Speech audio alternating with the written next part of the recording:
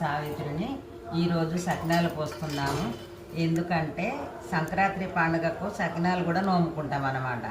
ఆ నోము కోసానికి పోస్తున్నాము.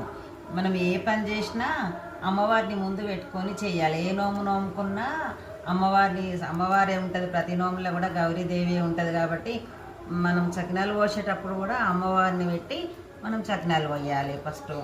అలా సంక్రాంతి పండుగకు కూడా ప్రతి దానికి కూడా మనం దైవ చింతనతోనే అన్ని పనులు చేసుకోవాలి.